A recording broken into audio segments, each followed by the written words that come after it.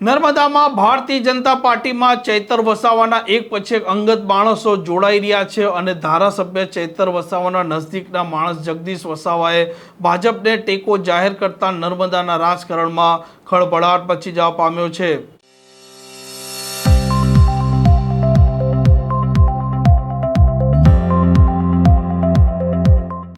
નમસ્કાર, આપ જોઈ રહ્યા છો હોટલાઇન ન્યૂઝ। રહું છું આપણી સાથે તોફિક ગાંચી। નર્મદામાં આમ આદમી પાર્ટીને ભારતીય જનતા પાર્ટી તેમના ઉમેદવારોને જીતાડવા માટે એડી ચોટીનું જોર લગાવી રહ્યા છે અને અત્યારે ચૈતર વસાવાના નજદીકના લોકો છે તે ભાજપમાં પણ જઈ રહ્યા છે અને તેમના અંગત અને નજદીકના વ્યક્તિ જગદીશ વસાવા જે આમ આદમી પાર્ટીમાં હતા તેમણે તમામ હોદ્દાઓ પરથી રાજીનામું આપ્યું અને ભારતીય જનતા પાર્ટી છે તેમના ઉમેદવારોને ટેકાની જાહેરાત કરતા ખળભળાટ મચી જવા પામ્યો છે।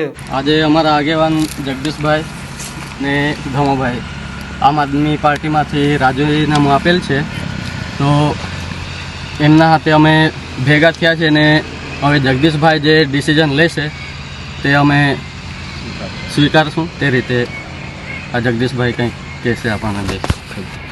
સૌને જય આદિવાસી, જય જોહાર। ટૂંક સમય પહેલાં જ અમે આમ આદમી પાર્ટીમાંથી રાજીનામું આપેલ છે।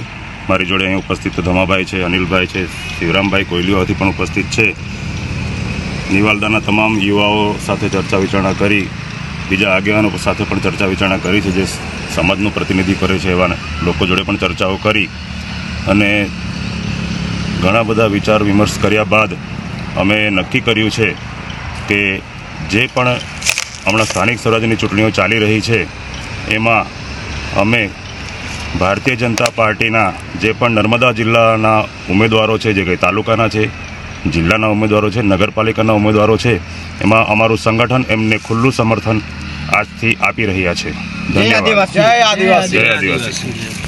આમ જે પ્રકારે ચૈતર વસાવાના નજદીકના માણસે ભાજપને ટેકો આપવાની જાહેરાત કરી છે, તેણે નર્મદાના રાજકારણમાં ગરમાગરમી પેદા કરી છે અને આ ચૂંટણી છે તે પણ હવે એક જંગ છે તે પણ જામ્યો છે।